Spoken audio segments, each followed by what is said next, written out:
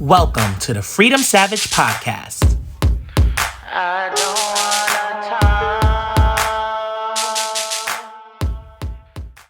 Hey y'all, what's up? It's your boy Douglas, or you can call me Freedom. Welcome back to my channel. This is episode 3 of my podcast. I have amazing guests this episode. Before we start the podcast, I already told y'all it's hot. My window is a little open. If y'all hear the cars and stuff on my block, sorry. Make sure you guys like, comment, share this video, subscribe to my channel because you need me. I cannot wait. We are going to start freedom of speech with my first guest. Please get up. Hi, Professor Powell. How are you? Hey, Douglas, I'm well. How are you? I'm great. Thank you so much again just for making the time to join this. Of course, I'm looking forward to it. It'll be fun. For you guys who don't know, this is recorded, but for you guys who don't know, this is my professor at the college that I am currently studying at. This is my professor, Professor Powell. Professor Powell, you can introduce yourself and give your pronouns. I'll let you start off with that first.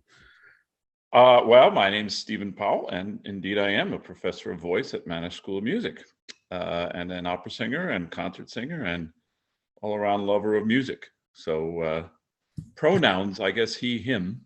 Yes. Is what I am. So yeah. I guess I wanted to first start off the topic with what we're working on. Music, we study pieces, classical music.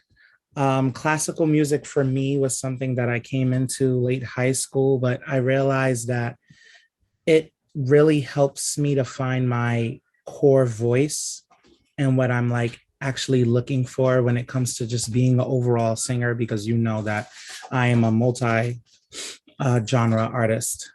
But my first question for you is, how did you get here and how did you come into your love of music? Like, how did it all start? Oh, golly. Very young age. I started taking piano lessons at 6. And I had an older brother and older sister who took piano. And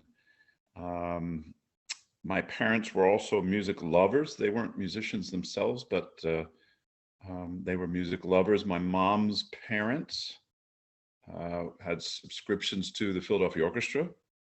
And my Pup is what we called him, my mom's father, listened to the Texaco broadcasts every Saturday afternoon in the Metropolitan Opera. So he was a big opera fan. My dad was a jazz band, swing band lover. He played the saxophone and clarinet. So he was very much into big band and Dixieland jazz and things of that nature. So I had a real conglomerate of musical influences in my own home. You know, a lot of people loving different styles of music.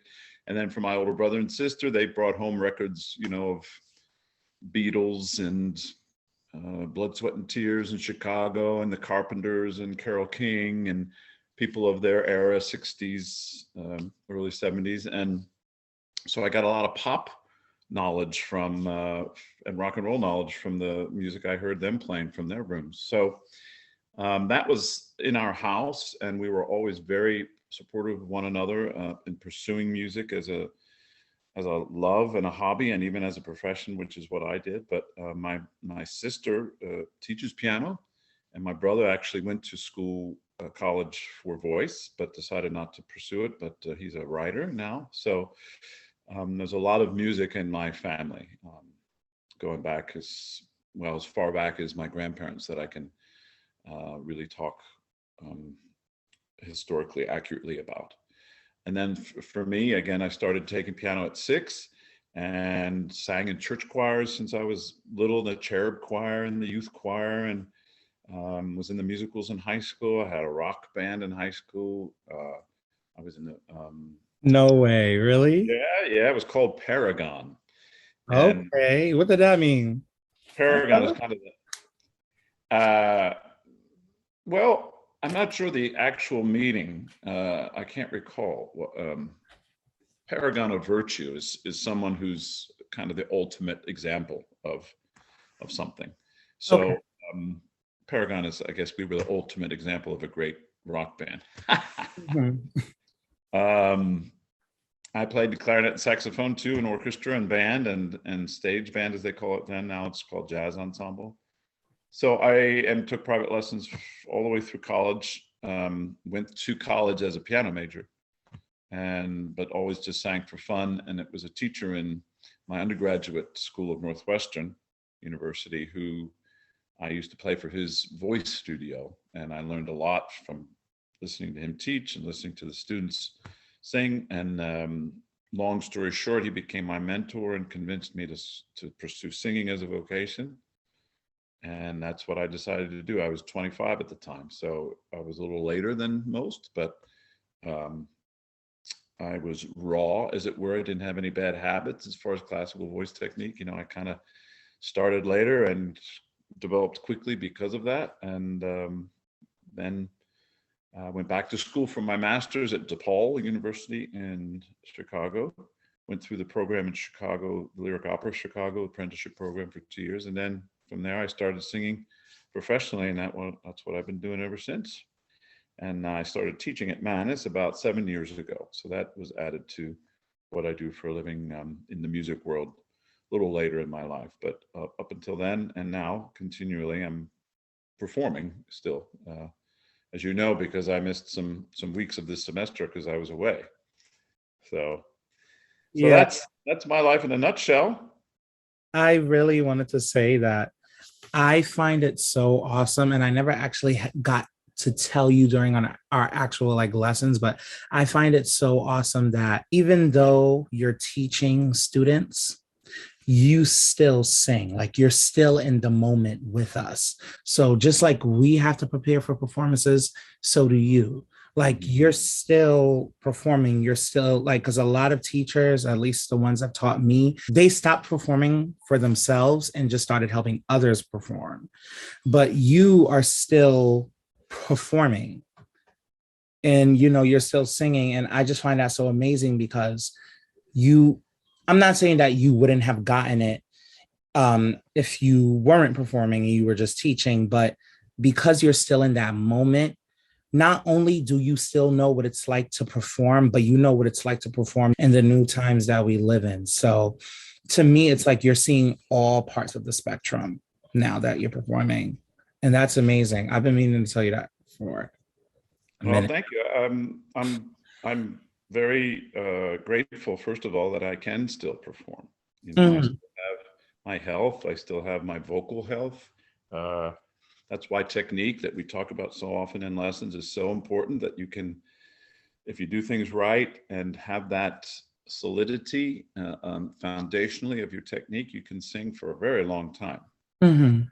you know, if it's healthy and well done. So I'm, you know, I'm very grateful and I'm thankful every day that I'm still able to do that. And I still have the desire to do it. You know, sometimes you get to a certain point in life and, you know, traveling is hard. And if you do it for a long time, you know, maybe you don't want to do it anymore and you want to have a different kind of lifestyle.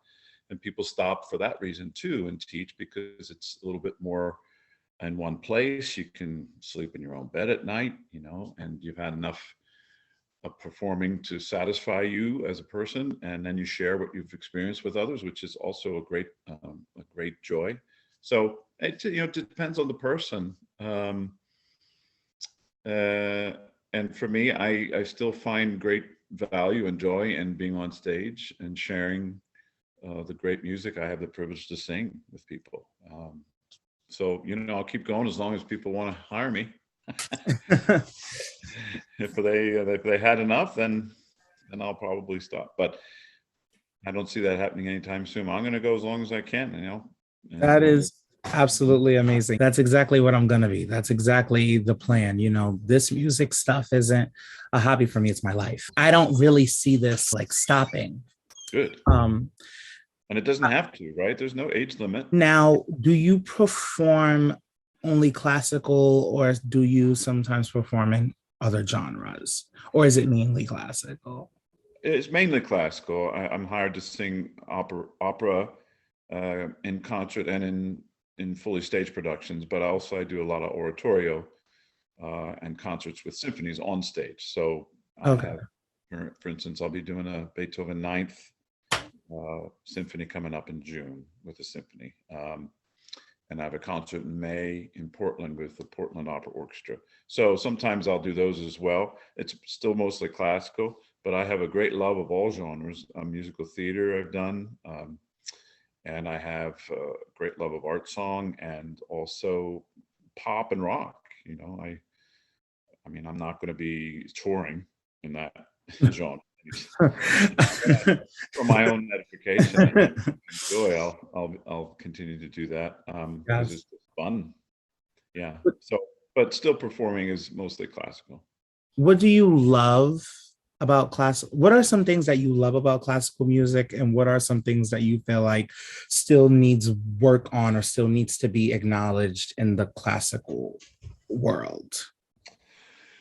Well, when I was trying to decide, like you are, and you at your age, exactly where I wanted to take myself within the music world, because there's a lot of options. I finally settled on classical. I think because it fed me the most personally. It gave me the most challenge. It had the most variety. It had the largest scope, let's say, of choice. And I mean, you have 400 years of music, right? From almost, and different languages, different styles, different countries, just the variety and challenge of its the nature of classical music, just needing more study and technique and to be able to do it properly. That was, I think, what drew me mostly. The classical music world is a little bit conservative, and I think it has to appeal to a broader audience. There's a little bit of a elitist idea about it, that it's only for a certain type of person or a certain type of a group in society, which is not at all true, as you know. But it has to start at the early levels of education. If people don't hear it, if it's not available, if they don't have the opportunity to learn about it, try an instrument when they're in elementary school, go to a concert, go to a dance recital, participate in choir. If those opportunities don't exist in school, which is the major place for those things to be first experienced, then the more time that goes by without it, the more it seems like it's not that important because it would have been offered in school, right? Or it's not part of my life because I've never had the chance to experience it. So there's a very strong disconnect in our society as a whole for the value of arts and the value of classical music, the value of, even if just playing the clarinet to enjoy it, doesn't mean you're going to try to be a principal clarinetist in a symphony. It's the joy of participation. And there's great learning within music, that there's tons of studies about how music and study of art increases your capacity for the STEM work, science, math, all the other things that everyone says are the most important things to study in school, which they are. But the study of music increases your capacity. It stimulates your brain to be better at all those things. So just to have them available in schools, this is a very strong, this is something I feel very strongly about that has to return. The undervalue of that kind of participation at an early level of life and an early education experience is missing, and it's getting worse rather than better. So that's something I feel really strongly about. I'm trying to do something about. Teaching is part of that, and I think the other part of that is presenting classical music just as music. The other thing is that we don't have languages taught in school so much. They're voluntary, right? They're Well, I know for high school, like for me, and I think a lot of other high schools in this state, you need like at least one language credit, like one foreign language credit. And okay. that's what I was given in high school. But in other countries, English, for instance, is a required subject. Everyone must learn, and they start studying it in first grade. Yeah. In our country, we're linguistically and geographically isolated from a lot of the world. So we don't think it's that important. But if you live in Switzerland, everybody speaks four languages. It's because they're all, they're around Italy and France and Germany, and everything's right there. So by proximity, they don't really have a choice. So it's harder for us because we have to force it in to be done. Whereas in their life, it just happens naturally because of where they live. Happens naturally. I think because we also see foreign languages as something that's, oh, wow, you speak another language. That's like a big deal to us, right? Yeah. Which it is a big deal. It means you've, put in the time. But bilingualism, you have people say, I guess in our country, Spanish is probably the most spoken language after English. Yeah. You have households where people speak both languages. And if you're a kid, you need to soak that up when you're 4, 5, 6 years old, right? If you get 16 and 17, it's not too late, but it's just much more difficult because your brains have developed. So it's the other thing is that we don't value language and study of other cultures as much as we used to, and it's a problem, and that goes into classical music because Western music is European based essentially. It came from Italy, Germany. So if you don't have the opportunity for language, and thereby that would cut down some of the barriers and some of the the ideas people have that it's not for them or too difficult. Classical music would be then more accessible also because it's usually sung, opera is sung in Italian and German mostly, but also French. And so it feels, well, I don't understand what they're saying. And now people have subtitles almost every theater, so you can see the translation, which is very helpful to understand what's going on. No one wants to sit there and you don't understand what's happening. That's not interesting. Yeah. You're right. So all this groundwork, the foundational elements starting earlier in our society, I think is vital to having classical music be more viable and more interesting and more seemingly more normal to be. Absolutely. Going to the symphony would be just a normal thing and not out of reach for so many people. I wanted to go back first to what you said about the how conservative the classical music world is. And I'm going to speak on a little bit of things because so much stuff came in my mind when you said it, because that is also a big problem that I have with the just like the classical music world. Now, for me, I came into classical music late, and I love classical music for what it is. It's beautiful. It would be a lie to say that opera is not great, or to hear it. Opera is great. And, I was one of those people that kind of got into it, just like everybody got into it. You would hear it on a cartoon or some type of thriller. You'll hear it, that's mainly how you would hear it. I watched Figaro. I've watched Carmen. I know I'm basic, but those are like my favorite operas, and those operas specifically are kind of what just had me so interested and eager to learn them in high school. But I noticed how much hard work gets put into learning classical music, and I told myself I would love to sing like this, because just like you said that when you learn and study classical music, whether that be an instrument or voice, learning that music helps you progress in other subjects. I feel like learning opera music also helps you progress in other genres of music. There's a lot of pop singers out there that studied opera first. Beyonce was an opera singer when she was younger, before she, became Beyonce. And too, and I think Mariah Carey, and also Celine Dion. Bibi Rexha, she's a pop singer. She also, I believe she went to college for opera, if I'm not mistaken. It really has a very, very, very core and authentic purpose. Agreed. But like you said, I feel like there's this huge concept of arrogance that's among a lot in the classical community, because classical music, it's a lot of effort. I do see it as a high prestigious form of music, but just like you said, it can still be something that anyone could take part in if they just put their mind to it. You don't have to you don't have to be of a certain stature, race, gender, body type, definitely not body type, because I've seen the smallest people project the biggest sound. Yeah, that's right.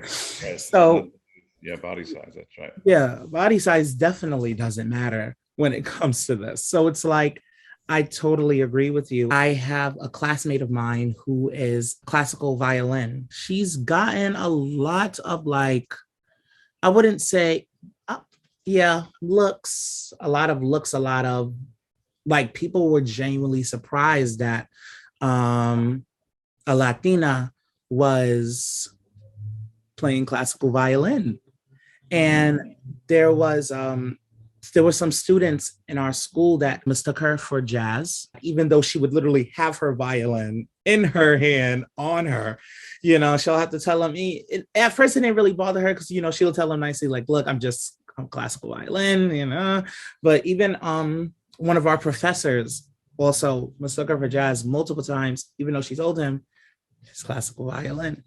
And it's frustrating because she's studied the violin from a little girl, and it's like, wow, not everyone, but for some people in our school to just see Latina first, it's like, wow, we would have never thought being in that environment that we would have gotten anything like that. You know what I mean? Especially now during these times, you got so many different people doing so many different things. I never experienced that in our school, and I hope not. But there still is a disconnect, I would say. And well, in my classes, the students that I'm around, there is a huge disconnect. It's almost as if you do anything else or speak of anything else other than classical music or something referencing classical music, you don't get the side eye, but you kind of get like people ease away from you. We're all here for classical music, right? We're all here studying pretty much the same thing. But, sometimes I want to get to know the person behind the instrument. You know what I mean? Which I also feel like the classical community fails to look at a lot. A lot of these composers and their pieces that we're studying, and this happened in high school as well, I'll hear so much about the work they did and not who they were. If more light was shed on the work and not who they were, the reason why they created said work. That's why one of my favorite classical composers is Fauré, because I got to know the reason behind Fauré, specifically creating a lot of his art songs and pieces that he created, even though it's easy to just look up a composer and just find out about their life. Right. It's not that much put into, it's almost as if you search up a composer, their entire life and what they did, it's almost like an artist bio. Like, it's not a thing where I'm actually getting to know about the stuff they like, stuff they dislike, blah, blah, blah, blah, blah. It's like, oh, they grew up studying this. And then when they grew up, they moved here to study this. And then they moved here to study that. It's like, I'm only getting the music. What about the person? And it kind of reminded me of that even in school. So there's a huge disconnect, again, just because I feel like there's this big form of arrogance that's, that swarms around the community. And I want that to stop. I don't want this big feeling of, only we can do it, and I see this a lot with instrumentalists and vocalists, just this, and it's okay to carry yourself that way, but to put other people down, it's kind of like, anybody can do this as long as they believe in themselves and put their mind to it. And I think that's the point I'm trying to make here. Well, it's all very good point and well spoken, Douglas. And I agree with you. So, a lot of it, well, there's lack of education in all these forms. There's ignorance, and then there's people who are afraid to study something else because they don't think they'll be able to do it. Like a classical pianist doesn't study jazz because, first of all, they don't know anything about it, perhaps, but it's also a totally different world, and they're afraid that they, wouldn't be able to do it. So they just poo-poo it or turn their nose up or turn away from it and don't participate. Same thing with pop or anything else, that it's mostly fear-based and lack of education, because people deep down, they don't understand the other genre, and they don't have the facility or the practice time that they put into, say, classical music, to be able to perform in that genre. And jazz is not easy. You gotta have the same kind of chops on your instrument as you do as a classical person. And then looking down your nose at other forms of, whether it be pop or global music or reggae or rap or whatever it may be, that's again people fearful of unknown. And what it would do if they were allow themselves and open their mind to try it, it would inform their own music and make them better musicians and better players. Always. I'm a better singer, I think, because I used to sing pop and musical theater, and I still do. And I don't look down my nose at it. When I'm in my kitchen listening to music, I'll put on maybe classic rock and songs I grew up with, and Boston and Bad Company and Yes, Genesis, and all these other rock bands, and I'll sing, at the top of my lungs, and I love it, and it's viable and it's real, and it's just as important and good as a classical, but not a classical symphony. So I think first it starts with education. Next, it's about introducing these other genres to everyone, and not saying one is better than the other. They all inform each other. And that, if you have the choice to make, or you really want to put yourself into the classical world, and yes, it does take many years of practice to be the facility to be able to perform this kind of music. It's great dedication. And if you don't want to do that, that's fine. And if you want to do that, that's also fine. But it doesn't require you looking down your nose at the other because you've chosen a different one. So there is a bit of that. Yes, there's also cultural divisions. Like you said, with looking at a Latina with a violinist, and people go, what? Why should that matter? Why should it matter that she's Latina? Who cares? If she wants to play the violin, she plays the violin, and she's really good at it. Fantastic, right? So same thing with whether you're a woman or a man, or black or white, or Muslim or Jewish, or none of that matters. Yeah. It's these divisions are continually brought to the fore in our society through politics and religion and other things that are outside the music world, but they seep in, and unfortunately they have much more influence than they should. So again, working against that, the one thing I do love about the music world, especially the classical music world, is because I have met people from all over the world. I've sung with people from almost every nation, the larger nations that participate in training and performance of Western classical music. But I know people from Japan and Korea and China and Russia and Italy and Venezuela and Brazil. And so I just sang with a woman from South Africa. Now, if I was doing something else with my life, I never would have met those people, right? Mm-hmm. And that is education, because all of a sudden you realize by meeting people from other cultures, oh, they're just the same as me. They get up on stage, they have stage fright. They love music the same way as I do. They might look different and speak a different language, but they just want to earn money so they can pay for their child's education and have a nice house. Everybody's the same. They just want to be able to pursue what they want and pursue happiness and have a life that is fulfilling, with an agenda. Yeah, it's put upon us, and we have to work against that. I definitely agree. I do want to tie it to just that concept of feeling welcomed. I've met aspiring singers like me, and it's like, this is the music I love. You can go search it, study it. Nobody told me I couldn't become a singer. Nobody told me I couldn't do multi-genre. And in all honesty, a person walking down the street is not going to think I sing opera. Let's face it. I'm Black. I'm a Black man. And even though there are Black people and there are Black men that sing classical music, it's not the first thing that comes to people's minds, especially when they see me, because I'm tall and a lot of politics. But, sometimes when people see that I could do pop, or I could do rock, or I could do R&B, and then I'll just hit them out of nowhere with just a French art song, it's like, wow, you do it all. And classical music has expanded my musical taste a lot. But I'm also, and that's another thing that I wanted to say, I'm also planning on, especially with my music, to add elements of my classical studies and classical material that I learn and mix it in with other genres. And I also think that that should be more. I see people do it already, but sometimes that certain opera company may not take you because they see that you twisted it around. I don't always feel like classical music has to be exactly what was written centuries ago.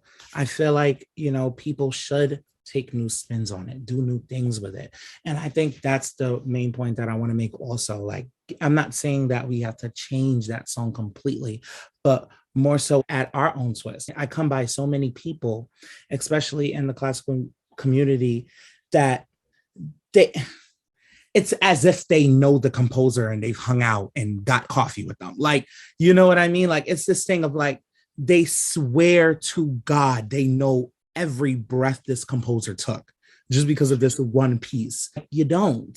They died before any of us was thought about. And I'm not saying that we should disrespect what they put in, but we should make it what we want to make it. Music evolves.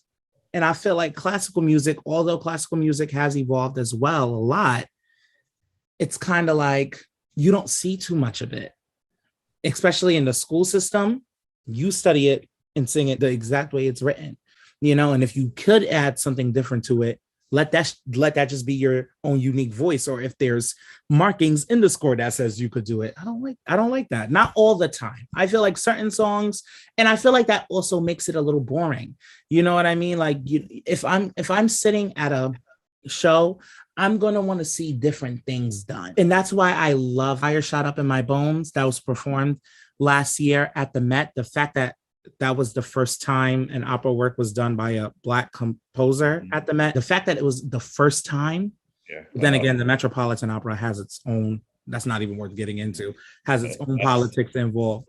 That was You long overdue to have the performance of a Black composer. Yeah.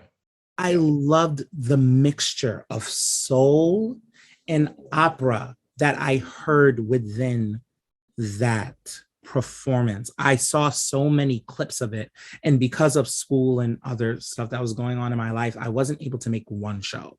But I've seen so many clips of it on YouTube and Instagram. And I was like, oh my God, I wish I was there. This is an opera that I'm talking about. This is what I feel like needs to be more implicated in the community. Actually, with new compositions, people are free to do that, Yeah. absolutely. I mean, composers are going to say, look, this is the way I want it. I mean, if you go back into the other Western music periods of Baroque and Romantic and Classical period, I mean, Mozart, they wrote within a certain structural environment, texturally, rhythmically, harmonically. I mean, most of those types of music that long ago, I mean, they're going to be performed as the composer intended it to be performed, because it wasn't written in an era like we are in now that allowed for a lot of change in the midst of the performance. Now, there are times when you can say, look, this is my take on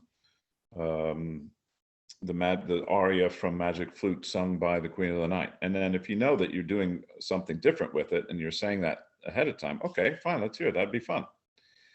Within the context of a previously constructed piece, yeah, I think there's got to be careful about that. There's also copyright laws and publishing laws. Yeah. But Yeah. I mean, now, I mean, what we're free to create new things any way we choose. So yeah, this Fire Shot in Bones is a great example. Why not have some mixture of genres in a performance that they call opera?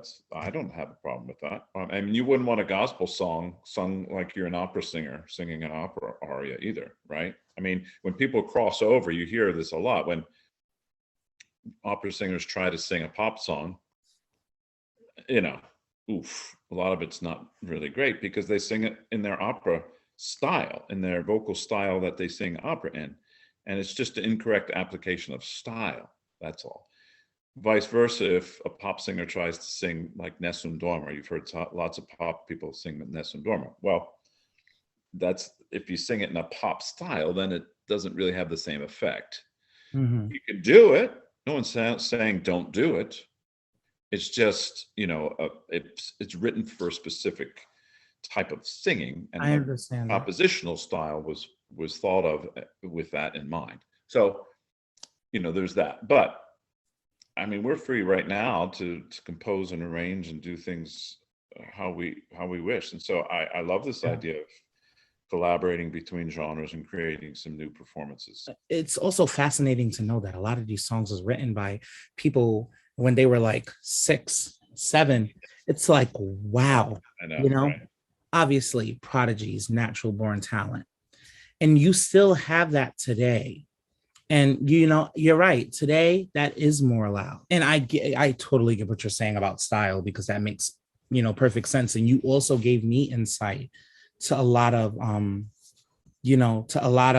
what goes on in the community. Because first of all, your analogy, he has great analogies, everyone, by the way. I don't know what it is, but when you describe things, you make it so like I'm able to grasp it so much, and I'm able to get the point you're making, even though now it is a time where people can still compose, and where people now could compose more, and bring up works of their own and make it creative, and this and Hmm. that, this and that. Fire Shot Up in My Bones specifically showed how you can equally have opera and equally have elements of gospel, and even and equally have elements of soul, all into one. So if a pop singer was to do opera, it could be done. It's just the technique that has to switch. I know how to sing like a rock star, how to sing R&B, how to sing pop, how to sing opera. I could change my mind to switch for Hmm. whenever that sound is needed. But I do feel like, just like we were taught, and just like how people have mastered singing it one way, even if it's a song from a century ago, just try adding another genre to it and see how it can equally be done on the same playing field. And it doesn't necessarily have to be changed. I'm not saying change what Beethoven wrote or change what Mozart wrote. Add upon it. Just add upon it and figure out if there's a way to balance things. Well, improvisation used to be much more part of classical music than it is now. I mean, Yeah. Bach and Mozart and Beethoven were always, they had parties and they had competitions about improvisations. Bach used to do that in the organ. He'd walk miles to go to a place, and he'd have like a little competition of just playing whatever, and not writing it down. Yeah. Improvisational things can certainly be brought into the classical world. And I think what you're talking about mostly is also a mastery of style. So the difference between technique and style. So when I sing a Billy Joel song, I'm still breathing the same way. I'm still using my body the same way, but I'm slightly altering how I'm producing the sound. I might have a higher larynx, right? It might be a little bit more forward. Yeah. Same idea when you sing maybe a gospel piece, or different would be musical theater. The knowledge of the style that those genres require is really what needs to be taught more, and have a more open mind about, so that, Absolutely. That way so people there's can nothing, do it. yeah, so there's no reason why Yeah. you, for instance, can't sing a Mozart aria equally as well as a musical theater piece, equally as well as a jazz tune, equally as well as a pop song, right? Yeah. That is just knowledge of style and how to use your voice appropriately that's applicable to that genre, Yeah. right? So this, and that's just further study, right? That's educating yourself. That's studying further how to Yeah. use your instrument in that way. Yeah. Um, and that can be done. The versatility of things used to be something that people admired and was fostered. Now everyone's pigeonholed, and I don't care for that. I think Yeah. we all have the ability to do more than just one thing, and we all have the ability to learn different styles. And I like we've said earlier in our talk, that understanding and education is going to inform whatever you choose to do more than another, it's going to help you be a better opera singer or help you be a better pop Absolutely. singer. You Mhm. know? Absolutely. So there's really no bounds in that regard. It's really just the study of style and the proper application of it. I wanted to also add to what you said about this, this pigeonhole that, everyone seems to be in. I would say that there are more people out there now that are doing different things and are switching it up. But it goes back to that feeling of, are they going to be welcomed in certain areas in order to do Mm, it? You're right. The solution to everything that we're saying is education. mhm. Education goes all of this. If you can educate yourself on different styles, you will be able to switch them whenever needed. Right. And you will be able to, like I said, hopefully find a way to match them and put two and two together Right. when applicable. Not so, a lot of these divisions are societal, right? They're preconceived notions about what a person looks like, and therefore this is what they should do. Like your friend, that was based on a preconceived notion of what a Latina woman would do, right? But why do we have that preconceived notion? Why Yeah. does that exist? Because in society, we have divided ourselves according to race, according to gender, according to sexual orientation, and all these things. And those kinds of barriers need to be broken down, and it takes a long time. And I have great hope with your generation. I have two sons that are 23 and 21, and they just don't, they and their friends, now they're musicians, so I think they have a wider idea of the world and an open mind, but they don't see things the same way, and overall, and I think more so the greater majority of people in your generation than my generation. Absolutely. Growing up in the 60s and the 70s is a far different situation in our country, and we're talking about our country because that's what we know, but in the United States. So for them, the same idea as you. They don't have any preconceived notions about how someone looks or how tall they are or whether they're a man or a woman. They just go, "Oh, hi, how are you? Nice to meet you." Right? What do you do? And if they say, "Oh, I'm a jazz violinist," cool. Right? That's it. Not, wait, you're a black woman. You play jazz violinist? Oh, that's weird. Yeah, that doesn't even come into their mind, right? Yeah. So I have great hopes because of you guys and your generation that you will start to break down these barriers of preconceived notions and divisions among peoples so that what we're talking about in the music world can come to fruition sooner. One thing that I genuinely, genuinely love about you is just your insight. And like I said, the fact that you are, and this has nothing to do with age. I would never, not to be rude. This has nothing to do with age. This has to do with experience and the fact that you're still experiencing. The fact that you're still doing exactly what you've been doing all these years. The fact that it's still current, you are seeing the change openly compared to a person in your position that probably would have, you know, not have done this or probably would have retired or probably would have just took a pause. You're Mm. seeing the change. You know that it's there. You're acknowledging it.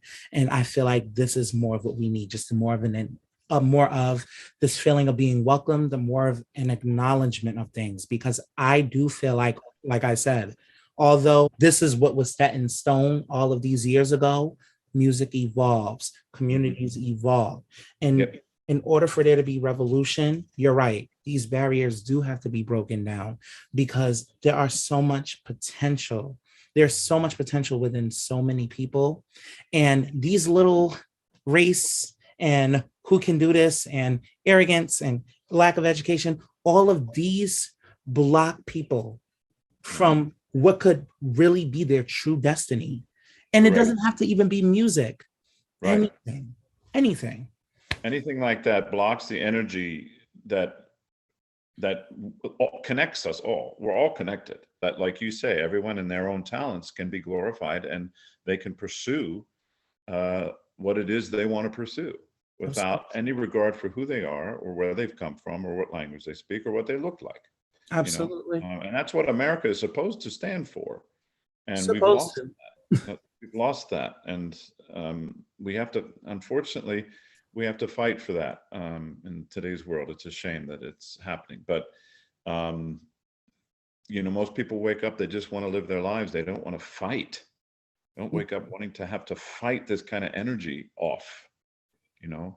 But unfortunately, we're in a situation where people like us have to, and it's important that we do spend time and energy to try to enlighten people and to educate people and to do what we can in our own lives to promote change. That's why I sometimes on Facebook, I'll sit down and sing a Billy Joel song, and I'll just release it, and show it for friends for fun. And they're like, wait, you're an opera singer. What are you doing singing Billy Joel? I'm like, Doesn't mean I can't do it. yeah, I can't do it. And by the way, that means you could do what you want to do too, right? So that's There's why no limit. It's not Pursue set in what you stone. create what you wish to create. Don't let fear or other people's ideas about you stop you from pursuing what you want to pursue. Thank you so much. We can definitely go on and on and on, but We could. as everybody know, there's other segments. But I just wanted to say personally, thank you. I would love to do this with you again, and probably also introduce others to techniques, and Sure. talk more about skill, but that will Love to, take absolutely. time, scheduling, and blah blah blah blah blah. But I genuinely love just coming here and finally hearing your take on these things outside of our lessons, because sometimes I feel like I don't get enough time during our lessons to actually ask Exactly. you. So I'm glad that I was able to get insight from you and knowledge from you. You taught me so much. Like these were questions and opinions that I have that I still stand on, but now I see the other side of the spectrum. And yeah, education is just so important. This goes to show, well, you are a professor, but education is so important. You know what I mean? And It's everything. It's everything. it's really everything. It's been Again, a pleasure. Thanks for asking me, Doug. This was so really much. fun. Yeah, I think this is going to be a great, like I could see this entire part of my podcast being really interesting. But thank you so much. So much. My pleasure. My pleasure. Hey, you guys, we are back with another segment. This is, as y'all already know, Freedom Fun. Back with me are my two guests who you guys have seen in the last two episodes. You guys just introduce yourselves and give y'all pronouns. I'm Lisbeth, not Lisby. I know I was usually for a couple of the two episodes. Change of, but we don't talk about that. Call me Lisby, Lisbeth, pronouns she, her. And then we have My name's Lisa, and my pronouns are she and her. Okay. For this theme segment, I thought it would be great for us to do two things. One is going to be more of a mindfulness exercise, and then the second one is going to be more of a game. So the first thing that I want to do, and I don't actually know the name for this, but the first thing that I want to do is go around in a circle and express either a word, sentence, or sentences, a phrase or sound that is currently on our minds right at the moment. So nothing that you basically have to think about. You basically take what's in your head, spew it out. We'll go in a circle and do that a couple of times. And then we'll start our game. Yeah, so it'll be Lisbeth, Lisa, me, Lisbeth, Lisa, me. okay. Pickles, Sims. Sunflower seeds. That's fucking random. dog, Saturday. Bush.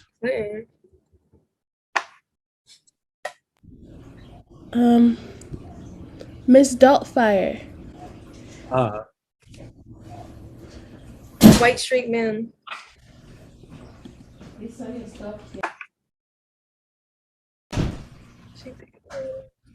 That. Seasoning. Gucci bird, Boo. Luck. ghost, Exactly. Keep going. crunchy Tuition. College. So we just finished that, but now we're going to get into our game, which is similar to this. Now, this game, I think that this game has a name, but fuck it. I'm going to call it Storyteller. That is the name of the game. Basically, Lisa, Liz, and I are going to tell a story. And we're going to do it using the first thing that comes on our mind to help the story continue. And it'll go into a circle until we create a full story. And it is up to each of us to tell when the story is going to end. So I'm excited. And yeah. Wait, a story, like, how is that word? Like a sentence? Yeah, so we played it before. So it's basically, for example, I might say, there once was a time that a princess lived in a palace. And then like when it gets to your turn, you may say, you're just continuing the story, however you think so. Okay. However you think it's gonna go. So the princess fell. And Lisa will be like, somebody helped her, blah, blah, blah, blah, blah. And then it comes back to me. So we just like continuously just like, tell a story. We create a story. Okay, so who's going first? I'll do it, and then Lisa, and then you. So we'll basically just like do a reverse. There once was a Black prestigious family that lived in a castle, and they controlled all of America. Yeah. How am I supposed to say this? Elizabeth and Lisa. What did they do? They got their monies from being creative and being like a entertainer. Yeah. The parents owned a strip club called Strippers Unite, while the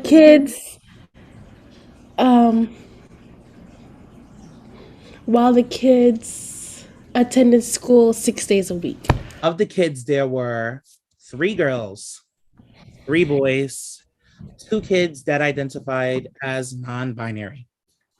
All of them were their own influencers, entertainers, and superstars in the making. Each of them did different things. The 3 boys, 2 out of the boys focused on sports, while one of them focused on singing.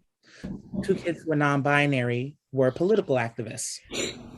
And the 3 girls, one of them was a policeman, one of them was a soldier, and one of them was a doctor. So there's 2 non-binary kids, 3 boys, 3 girls.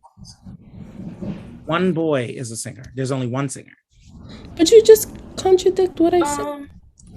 What you How say? they go to school, and then some of them are political activists, and then some of them is a policeman. But and the younger ones go to school. The younger ones go to school. I should have put that. The younger ones go 6 days a week. Okay. 2 of them, which expected is the younger ones, like the 2 non-binaries. Is one of them a singer? Is 2 of them one of them is non-binary? No, both of the non-binaries are political activists. Oh. Okay, so the political activists.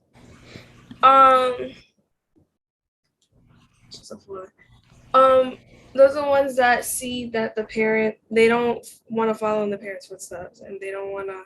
Well, yes, they want, of course, but so what they do is they're planning to fuck them over. I don't know how, but Lisa's gonna figure that out.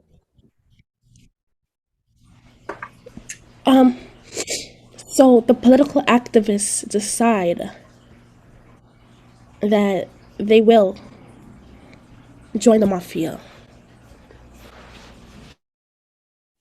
Oh.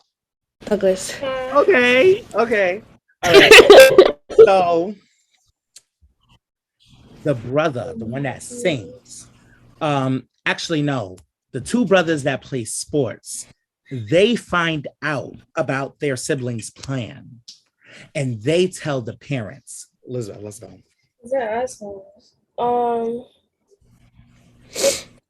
they tell the parents, But the thing is, the political activists already knew that the ones that were into sport was gonna, is it sabotage them or basically like tell on them. So their plan was already to say a secret that the sports person kept, that they knew the parents were gonna be really mad about. Like they knew, like, oh, we're not gonna pay your, we're not gonna financially support you anymore if we knew about this.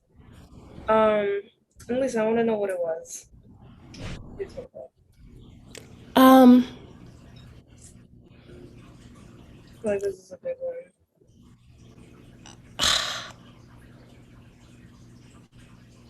I'm trying to think as well, if you can't find one. I'll let Douglas answer that, and then So what's the Wow. question?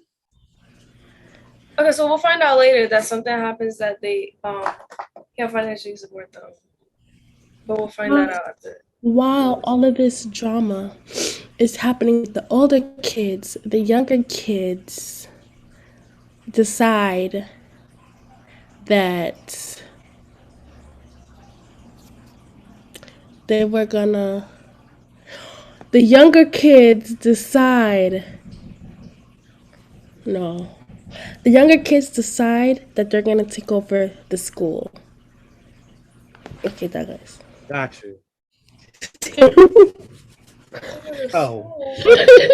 Parents, right? Hold on. The parents, right? So the younger kids taking over the school. The parents and the older siblings find out. The older siblings, the girls, the three girls are the older siblings. So, and one of the boys that plays sports is the older sibling. So they find out and the parents find out. So basically what they do is they pull those kids out of school. The political activists, their two children, the two children that identify as non-binary, they do something controversial and say something controversial during a TikTok that both of them make, and it causes them to be in a lot of controversy. The parents are trying to figure out how to put all of that fire out. Like cover it up. Because it's affecting the family's way of life and way of living. This shit getting good. They're the ruler of what again? They're the ruler of the country. Okay. Elizabeth's turn. Go, Elizabeth. Yeah, it was her. So how do they take it out? Girl, how do people take this out? If you say something controversial? I guess they don't. To put down the fire, they ban them from having like social media and stuff, and having their phone. They take away their phone. And their laptop, like anything that they could make any TikToks on or internet access. But they can only have it if they go to school. Is it the political activists that go to school, or no, they're older? No, the ones that go to school are the damn. No, they go to school. The political activists go to school, and the singer goes to school, and one of the sports brothers go to school. Wait, the political activists are the little kids, the younger kids. Yes. And in high school. Yes. They can only use a computer at the library and at school, but they can't use it when and the leaders or the parents, they stay like under the heat, so they're not on social media like that at the moment, so it could die down and everyone forget about it.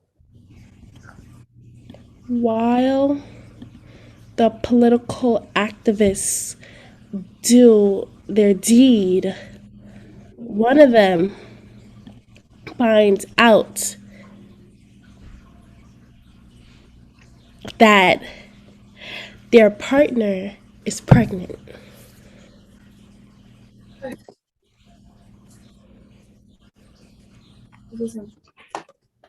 Wait, who's pregnant? The partner, who partner pregnant to who? The partner of activist? one of the non-binary. So they force their partner to get in a. Oh, The parents find out due to all of the rumors that were going around the school, and one of the teachers lets them know, which adds to the controversy. People start going crazy on social media. There is a cancel culture trend on the family, even though there's a big part of the community that feels as if this is so wrong because a Black prestigious family like this shouldn't be in the media for stuff like this. You know, they should only be in the media for good things, you know, because it sends an image that, you know, Black people can't be at that level. And it's not true.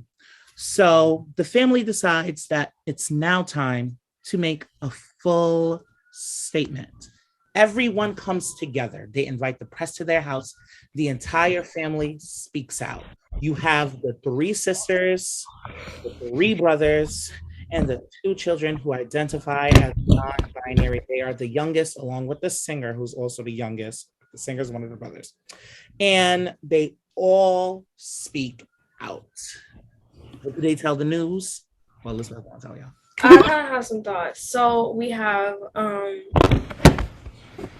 lashes are together, but we have so some of the things that they say, the parents first say that they're truly sorry about. I don't know if they're sorry. I feel like they wouldn't say it. But they first said they'll apologize for ruining, like, for the communities, like, you know, it's they're people to look up to, so they apologize for not being the leaders that they should be. But it should also be known that they're human too, and it's a huge family, and they may be, and they also own up to, they may have raised their children not the best way possible, but in the future they will fix that and teach them and stuff. So they, like, not only teach them but make sure that this mistake can't happen again. Okay, story. Okay, story. as they're making this speech,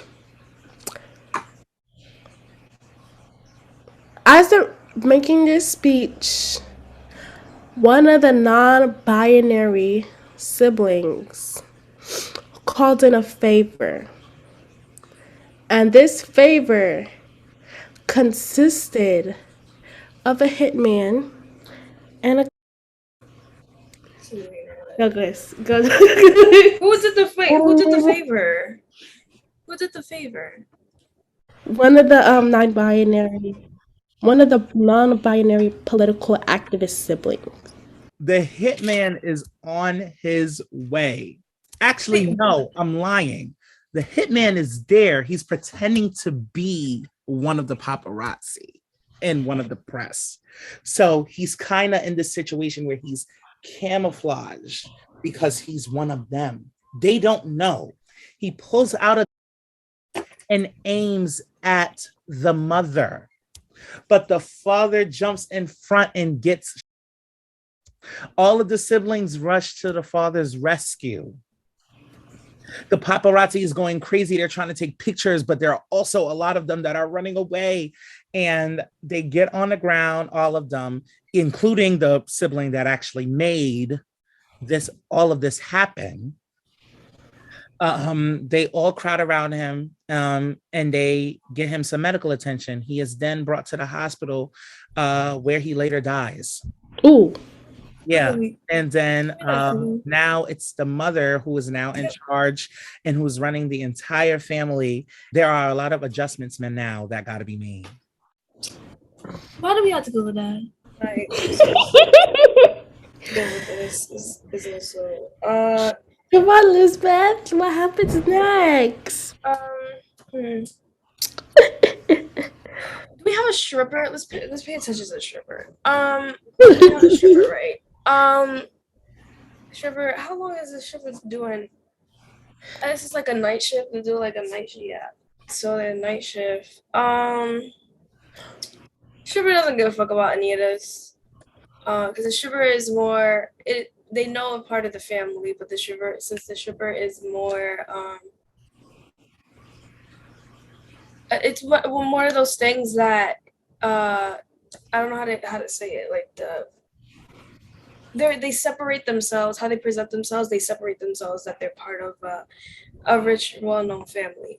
So the personality is like way different. They act as if they're part of the crowd, so they're more relatable and it's more comfortable to be around them.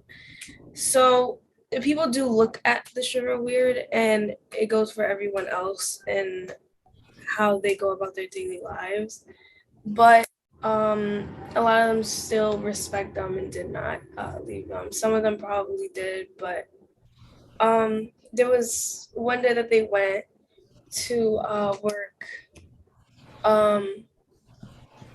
and they noticed they were being watched, and they noticed they were being later followed once they were getting ready to leave and walked out. I don't know who it is, so we still figure that out. Later, as the stripper is walking home, she confronts the man and she starts beating on the man, and she pulls out her and she puts it to his neck. Tell me who the fuck you're working for. So he took her back to the strip club into the owner's office just to find out the mother was behind the father. Who? The mother was behind the murder of the father. No. Meaning that since the non-binary sibling, the one that actually called in for the hit, they were under the impression that the hitman was going to take out their father for them. But the hitman had already got an order from the mom to do so, which he ended up telling the stripper. And the stripper told the mother, who already, who already acknowledged that everything. There's no happy ending. It was. Have a talk with their kid.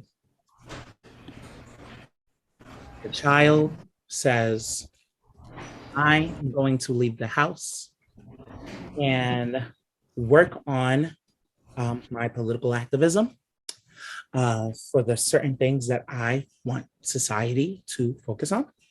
And they go and get their own house, which causes the entire family to kind of break up and branch into their own aspects of life. And I think I'm going to end it right there. Right there. Yeah. That seems like the right pathway. That really seems like the only one. That was a great story. I feel like someone should write that. Oh my God. Yes, right. Somebody should write that. ASAP. Okay. Why should that be a whole show? And they gotta credit us and pay us. Okay, let's get into the last segment. So y'all, we are in our last segment, and we are going to have another topic where we speak about a past and current experience. And if you live in New York, you know that this is the ground and the core of living in this city. New York City transportation. I bring this topic up for multiple reasons. As you guys know, there was a subway attack on April 12th on Tuesday around 8:30 a.m. I was there. I was on the train of the subway attack that took place on the N train. So I'm going to say this. I was late to school. And I needed to get to class on time. And I figured that if I take the N train, I will be to school early. When we got to 36th Street, all hell broke loose. The first thing I hear, I don't hear any, I don't see smoke. At this moment, I am in my car pulling up to the station. The doors stay open for like 2 minutes. All we hear is the train conductor yell into the speaker, Everybody that is on the N36 station platform and everybody that is on the N train, get on the R now. I do not care where you have to go, get on the R. Everybody runs on the R. When I get on the R, we go one stop to, I believe, 25th Street. Everybody is then told to get off the train again and exit the station because there are victims that need medical attention. I didn't even know that they were gunshot victims until I walked past one of the police captains that was walking down the stairs writing down notes of who needed help. So once I got up to the top of the station, that is when these girls right here and my other friends in our group that we hang out with started sending me news articles, screenshots, citizen app screenshots of, oh my God, yeah, there were people that were I like where you were, blah, blah, blah, blah. My mind is in shambles at this moment because I genuinely, first of all, you would never think that something like that would happen on the train. That's one. And I was in shambles also just because I cannot believe that all of that happened. And in that moment, I did not know. And luckily, I made it out of that situation safely. What was the worst part that I don't think I will ever do again? I had to walk from 25th Street to Smith and 9th to get on the F. That walk, the fact that I didn't lose 15 pounds in that walk, really, I got on the F, but my mom did not want me out longer than I was. I came home and, she basically took care of me, my entire family, my aunt and stuff. They called in because they knew I was traveling to Manhattan, blah, blah, blah, blah. They all checked to make sure I was okay. Throughout the afternoon, I kind of just played everything that had happened in the morning over and over again. When I got knowledge of who the suspect apparently was, which I'm still skeptical on, as I told them already. I do believe that there needs to be more investigating done because I don't know how that person was able to obtain all of the materials that they used without help. It needs to be said. It needs to be said how he got all the way over there. And I even told y'all during when they had that little press conference, I was like, I love how all the cops are sitting there by the mayor's assistant looking cute. When y'all looking cute. And y'all get the fucking get him. Get the person. I don't care if it's tradition. Y'all tradition is what's gonna fuck up the person that you gotta catch right now. I think he wanted to get caught, but if he really didn't, he could have ran. He could have went under state. What really traumatized me was knowing that he got on the R with us when the train conductor told everybody to leave. So he basically did exactly what we said in our story. And he basically did this thing where he camouflaged, like he blended in with the crowd in order to get away. And I knew it because I was like, your big ass is not running away after all of that. You're not running up no steps. You would have been got caught. Listen, I ain't even gonna roast him right now. When you said that PR, how you say that's PR? It's not roasting him. It's not roasting him. It's the fact we knew that he didn't go, was it 36 to 20? Or am I about to? He went to 36. He went to 25th. He got on the R with us. He went 36 to 25th in the span of what? And at first, I didn't know what was going on. I was like, okay, there has to be two people committing this crime because how is it that there are victims on the R and also he definitely got help. And I don't know this 100% for sure, but what I do think what happened was some of the victims could have been trying to run away and they got on the R for safety. So when there were people that needed medical attention at 25th Street, those are the people that had ran from 36th Street to get safety. So it could have just been a continuation of everything that went on. It was a traumatizing situation. As of right now, I am avoiding the N at all costs. Even a regular train I take to school, I don't take it. I went right in the middle and I take another train to school. So everything is fine as far as like my commute as of now. But what it was and how horrific that was to actually be near it and be in it. But just the fact that that could have been my life taken away, or that could have been me injured in that situation. I have an overprotective parent who has been through so much already. And I can only imagine the look on her face to know that something bad had happened to me. And that was my mom's biggest fear for me riding the train. She was so overprotective. I did not start riding the train on my own until high school. And, Tuesday really like brought a lot of my mom's fears to light. Like this, and I'm so glad that I also listened to just her and my father, because her and my father always told me to stay alert when not in a situation like that, because nobody knew that would happen, but just like in situations on a train in general where I may have to take myself out of something in order to be safe. I always have one headphone out, and I always listen to the train announcements. I will stop my music just to listen to the train announcements. Even taking the train now, I do see a major, major, major difference in the vibe. Everybody is still doing their own thing like you would regularly do on a train, but I could tell that everybody's kind of more on a, like more on a lookout. So before we even get into the whole spat of NYC transportation, I wanted to know, what did you guys feel? How did you guys feel about the whole situation as a whole? I'm not gonna say how I feel because it's gonna sound weird. So I'll just stay quiet. I hope this helps you take it out because it does not matter. Like, You have the platform to do so. there has to be service when we go between stations. It's so unsafe that if something fucking happens, like a lot of times, like, well, not a lot, but like I heard people where they had to get off the train in between stations and they had to like walk in the dark with flashlight on, like their phone flashlight, and literally walk to the nearest station. That With is the rats really- and the with the fucking thing and the dirty ass, you gotta walk in the dark. You don't even know if, like, I mean, I'm pretty sure they make sure the train's behind them to stop, and that delays the whole thing. But it's scary to be on track, like the high electricity, like the voltage and shit. And the only thing you could trust is the people around you and the conductor, because I think that's the only one that's over there at This the moment. this is what they need to do, because the other day I was on my phone and I saw Joe Biden gave Ukraine like 800 million in aid. I mean, yes, I understand they're in hardships, but shouldn't you ensure that the people of your country is fine before you help out another country? That might sound insensitive, but there are so many things that is happening in New York City. The just like what Douglas was saying, the train situation. What is he doing about it? What is Exactly. they are doing about it? Nothing. Exactly.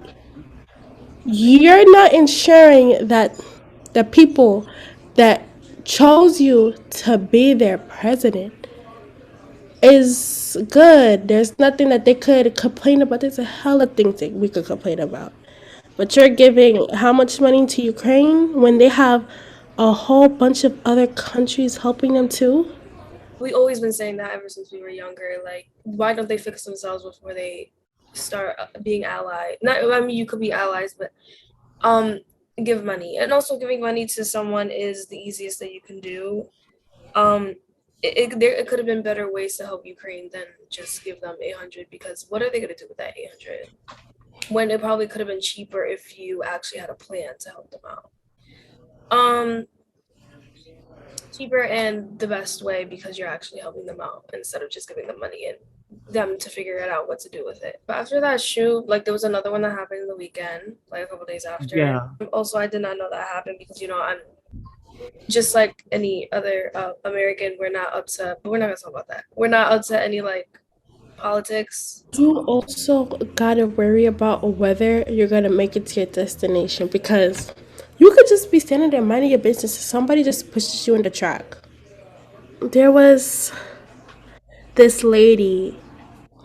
You guys had to hear about her, where she was just pushed in the train track and she died. You have to worry about. You have to keep on looking behind you, because you don't know if somebody is just gonna push you in the train track for God knows what.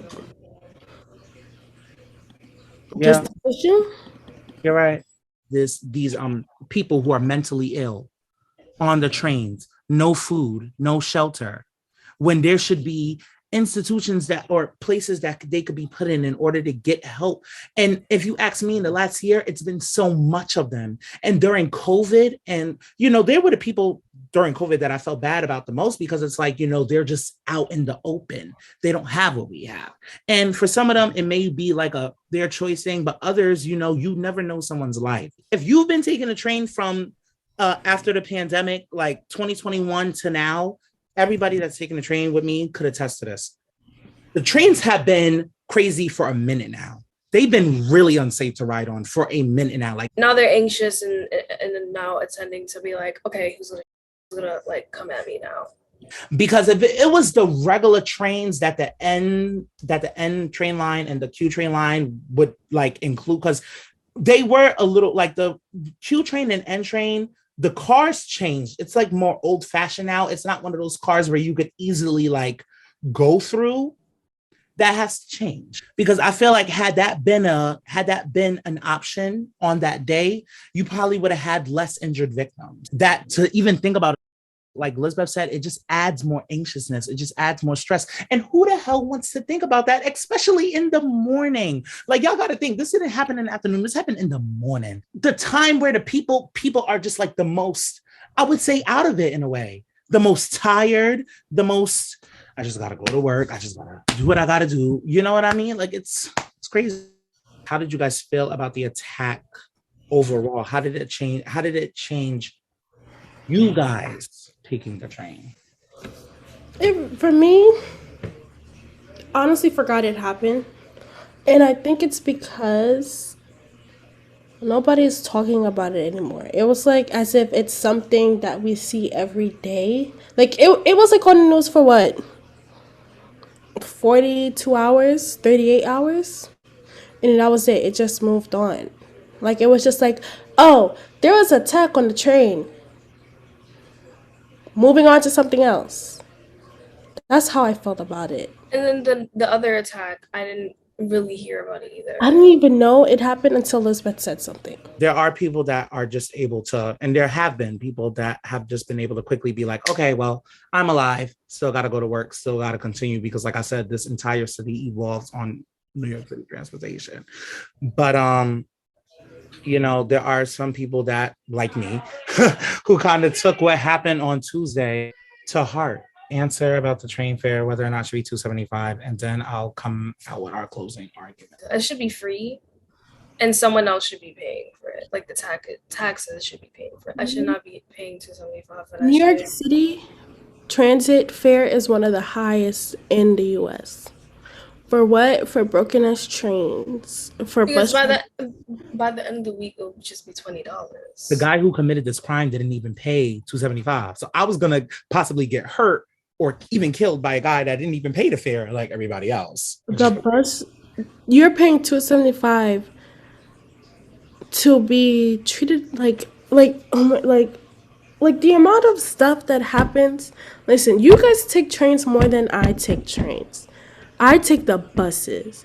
The stuff that you would see on the buses that you're paying $275 for is crazy. And then the bus drivers will have a whole attitude if you don't pay the $275, as if they're getting paid from how much money they're getting on the bus. It's ridiculous. I had a bus driver close the door in my face to go 3 stops. 3 fucking stops. Yeah. I feel like that problem, because there are bus drivers out there that are laid back, more reasonable, but then there are bus drivers that's kind of like, they're really, but me personally, and I was speaking to Claudia about this, shout out to my girl, Claudia. I don't see trains being 270, like after Tuesday specifically, trains should definitely not be 275, or they should consider lowering it. And they're probably not going to, because this entire country runs on capitalism. And country money. Yeah, and the minimum wage should not be lowered at all. Because how are we paying that $20 for a week going to work? And you think my $7 is gonna pay that an hour? Yeah. They also like to rob you. The MTA likes to rob you. I'll never forget, I put $13 on my Metro card, and it hasn't shown up on Metro card until now. Wow. Crazy. And I hate the people in the booths. Like, if you're not gonna help, don't be there. Like, for real. if y'all not gonna help, don't be there. You know how many, because things have gotten so more like digital, like now that you can use your card and stuff to turnstiles, now these niggas don't feel like they gotta do anything. Now it's really just just go there, just try it, just blah blah blah. They do not help for shit. I remember that being that place where everybody could get their problems solved. Like when I was younger, you got a problem, you went immediately to the booth. Nowadays, Yeah, they'll help you out. nowadays it's kind of like, okay, so you guys are here to be here. Just like Lisbeth said, more Wi-Fi, the conditions of the cars have to be better. We're not asking for them to be all bougie and nice, but they should be something where they're not dirty. They're not filled with all of these dope fiends and filled with people who could just immediately run on there who are mentally unstable. It shouldn't be a thing where we even have to pay $275 for these conditions. It's not worth it. It's really not worth it. And if the mayor want to look at something, because I know he be having a lot of shit to say. Mayor want to look at something, he needs to look at this. He needs to look at this clip. He needs to understand that this is how you're going to protect people on the trains. Also, and this is kind of controversial, police on the trains may also help as well if you have at least police present on a couple of these trains, because you will be surprised what people could do, especially young folks like this on a train. You know how when I was little, how I would hear on trains, like, or people just doing horrible things on trains in like a span of like a few seconds. It's crazy, so. It reminds me of when we were going to Cheesecake Factory and then you had the kids in the train conductor unit or whatever it's called, and they were just making a whole bunch of noise over the loudspeaker. Oh yeah. Yeah. Oh my God. They went and moaned into the speaker. And that's another thing. I think that's the last thing I want to say. The speaker. Yeah, that has to actually be a speaker. There should be no reasons why they could come up with all of this awesome technology. There got to be cameras, one, good quality cameras. And I don't think that's just for trains, that's period. And the speakers have to be better. Come on. Zoom, this little Zoom stuff, we can hear each other clearly. So why can it not be the same for all of these trains? And that also goes into what I said earlier. They're old. That's the problem. They're old. Just for my fans out there, I just want to let you guys know that, this is a process for me. If, like Lisa and Liz, they already know a lot of the stuff that's been going on in my life, a lot of the stuff I've been having to deal with at home. The fact that I almost had a near-death experience last April with my car accident. So to see this again, it's like, wow. I am working on my fear of trains because the shit definitely grew. And the sad part is the N train was my favorite train because the N train is the express in Brooklyn. So it's like you're going to get to Manhattan like this on the N, no matter where you're going. But now it's like, I see myself straining away from the N because it's like, I think in my mind, I'm like, I don't want nobody to go and God forbid part 2. You know what I mean? But it could happen on any train. It really just boils down to, again, just being alert. But we shouldn't have to feel this way and pay $275. That's all I gotta say. But we did speak about a lot, and I think your experience is more than any of us. Yeah. But it affects y'all too. Even if y'all may not feel like it does, it affects y'all too. Because, I'm not saying that that's going to happen to y'all, but that could have potentially been y'all. You know what I mean?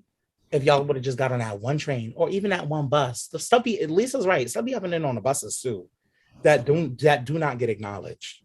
Stuff happens on the bus that do not get acknowledged. You want to know what's so dumb? I didn't even ask. I gotta really, that's gonna be a thing that I do for this podcast because we're only halfway through the season with this podcast. The socials? I gotta really ask how can people get in touch with y'all? Because I didn't ask for my first guest. So I'm gonna make sure I ask for y'all. How can people get in touch with y'all? Yeah. Y'all already know. I don't gotta repeat. Period. And I'm gonna put your picture right up when you say that. Yeah, YouTube, Instagram. I'm thinking I should go back on TikTok, but I don't think I want to stay away. It's not my lane. I thought it was, but it's not giving anything for me. All that Instagram is giving. That's so funny how you get off of TikTok and now I'm more on it. Yeah, I was on it for hours. I would waste my whole life on it. Sleep schedule will be fucked. Oh my God. I like deleted it. Yeah. I see that you're doing what I'm doing, and that's what your heart desires when it comes to how you want your career to be and how you want to pave yourself. And that's amazing. You need to do more of that. Because doing what's in your heart is exactly what I'm doing. Like, I did this podcast because it's in my heart to do it. And why not share it with friends? Got more content for you guys coming out soon. Y'all already know. Stay tuned, stay tuned, stay tuned. And yeah, I think that's about it. So bye. Bye.